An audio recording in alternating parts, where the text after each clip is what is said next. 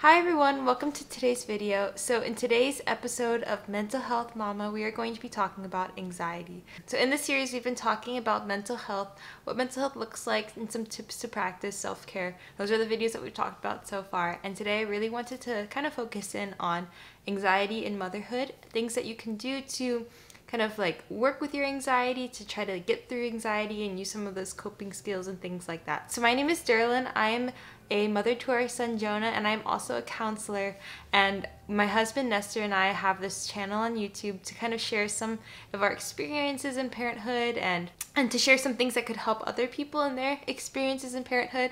I hope that this video is helpful for you guys, that you enjoy it, and let's get on with the video.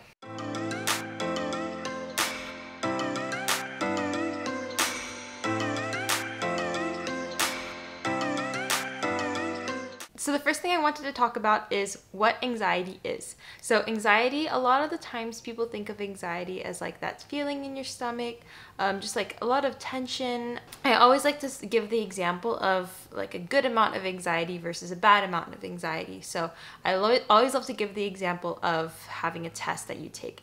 And so with test taking, there's always like a good amount of anxiety, right? That like, I have anxiety about this test, so I'm going to study for it. And this anxiety is like motivating for me and helps me to prepare for it and things like that. But the point that the anxiety turns into something that's more debilitating is when there's more of an issue. So maybe in that same test situation, you're so anxious that you're so anxious that you're not able to focus on your study. You're so anxious that you're not able to, you forget the things that you remember when you get to, the things that you studied when you get to the test. And some form in the process, it prevents you from doing the things that you need to do in order to like function on a day-to-day basis. So, yeah, so anxiety, a lot of the times we think of like racing thoughts, anxiety attacks or like panic attacks. So you think of like racing heartbeat. I think of like an upset stomach or just like general feeling of like tension and anxiety. So some people have different experiences of anxiety and different things that cause their anxiety. Sometimes I notice that I have anxiety about like future events, like something that I'm worried about. For example, and I'm going to talk about this later, we are planning on going on a trip next month. And so I have anxiety about what that flight is going to look like with Jonah. And I've noticed a lot in motherhood that I've been anxious about different things that I wouldn't have normally been anxious about. And I think that's mostly because I've never done these things before, especially with a 1-year-old or 6-month-old or whatever it is with Jonah. Like, I've never done these things before. And so a lot of that's like fear of the unknown that is kind of giving me some of that anxiety. So some people have anxiety about like germs, or some people have anxiety about social situations, about being in large crowds or public speaking. People have anxiety like going into hallways at school, or have anxiety about tests, different things like that people have anxiety about. And so it can look different from person to person. And then even like the symptoms that people will have could be different from person to person. So that's a little bit about what anxiety is. And the first step is knowing what gives you anxiety. So like I said, what gives you anxiety can be different than what gives me anxiety. And so the step in that is to figure out, okay, like being aware of our bodies, being aware of like what our bodies are telling us, being aware of how we feel in certain situations, and the way that we're reacting to different things. So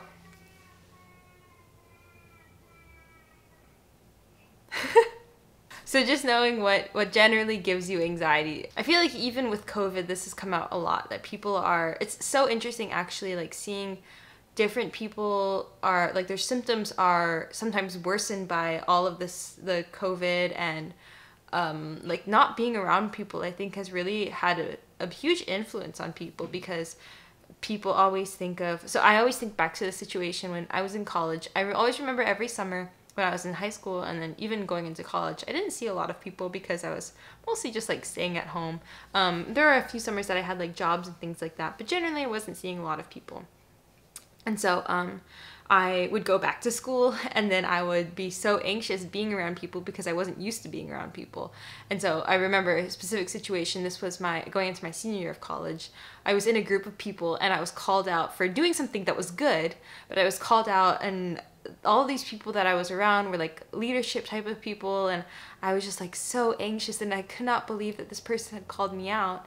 about some, like I said, it was about something good, but I was so nervous about it. And so kind of like being aware of like, oh, like I probably have some like anxiety, like social anxiety in these situations because I feel this way when these situations come up. And so being aware of like when you are feeling anxious and when, like, what are the things that bring up that anxiety. So that is the first step. And the second thing to be aware of is what are the things that calm you down. So what are the coping skills that you use that have helped to calm you down when you are stressed out or when you are feeling anxious?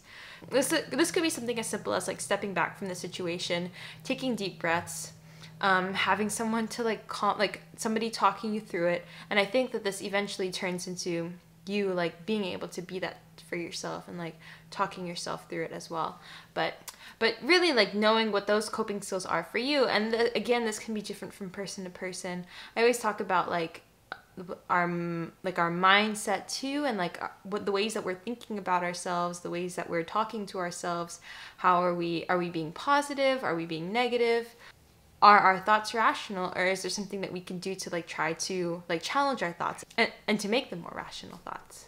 And then the third step, of course, is to put all of this into practice. And I know this is like a very simplified version, and I think that this looks different from person to person, like I said. So the first step is to bring this all together, is to be aware of what gives you anxiety, to be aware of like the physical symptoms, the things that are like kind of like triggers for you, I guess you could say, and then working on doing some of those like coping skills or preventative skills or things like that. An example that I have talking about that trip coming up, I am anxious about the flight with Jonah. I'm anxious about the flight. I'm anxious about like traveling with him and things like that, mostly because like so I'm gonna just tell you guys the whole thing. So our flight was supposed to be leaving like in the early afternoon. I think it was like 3 or so, like maybe, yeah, I think it was like closer to 3.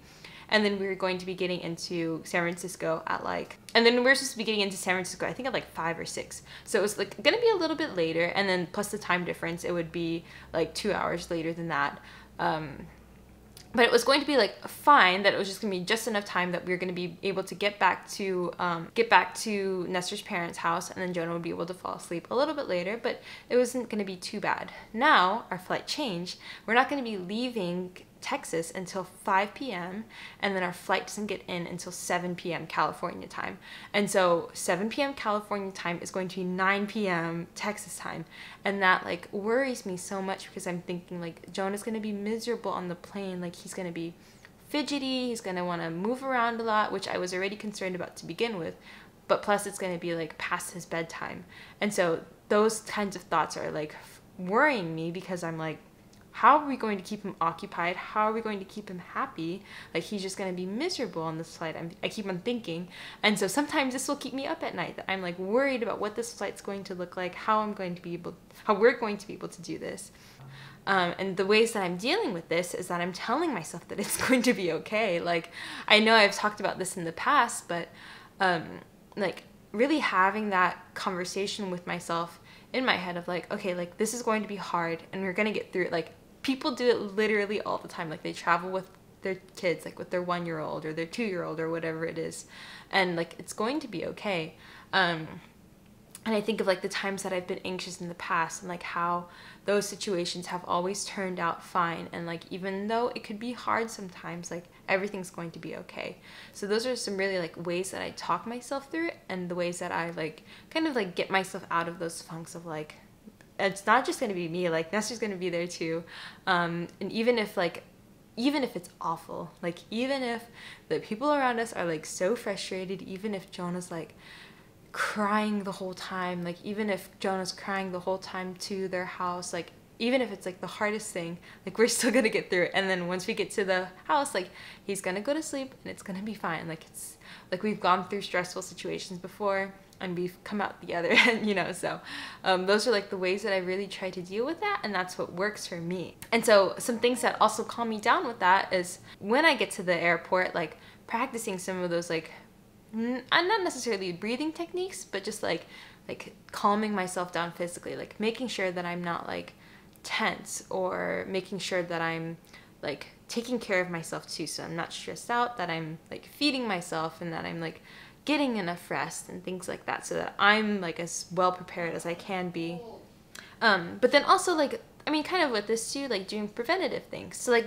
knowing that you feel more anxious when you go into certain situations. So being aware of that and like taking care of yourself in those situations. Like, okay, like I know that over Christmas, like I'm more stressed out because there's more traveling with my child than there is the rest of the year. So I'm gonna try to like make it a point of like, I'm gonna go like get a massage during Christmas time, or I'm gonna do the things that I enjoy doing. I know that kind of having those like mental thoughts of preparing yourself, like this is going to be stressful, how can I prepare myself for this, can really help to alleviate some of that stress. And some of that prevention, a lot of it is too of like being, like I said before, like being aware of those physical symptoms, the anxious physical symptoms. So like I personally get stomach problems when I'm feeling really anxious. And so like, okay, like I'm feeling those stomach problems. What is that telling me about the things that I'm experiencing? So that tells me that I'm feeling anxious. And so like kind of like trying to take care of yourself mentally and like, okay, I notice that I'm feeling anxious. Like I need to like take a step back and like reevaluate my situation, or like take care of myself, like do something to like, maybe I need to go on a walk, or maybe I need to like make sure that I'm eating, or making sure that I'm drinking plenty of water or something like that, to like really take care of myself and like figure out what my needs are. So being aware of those physical symptoms to prevent more of that like negative thought cycle. So I hope that this was helpful for you guys. I hope that you learned something new. If you guys have any questions about any of the things that I shared, please don't be afraid to leave a comment down below asking for any advice or tips or anything like that, or to even comment down below letting me know what your experience is with mental health and anxiety. If you liked our video, please give it a thumbs up and subscribe if you're new, and we will see you next time. Bye!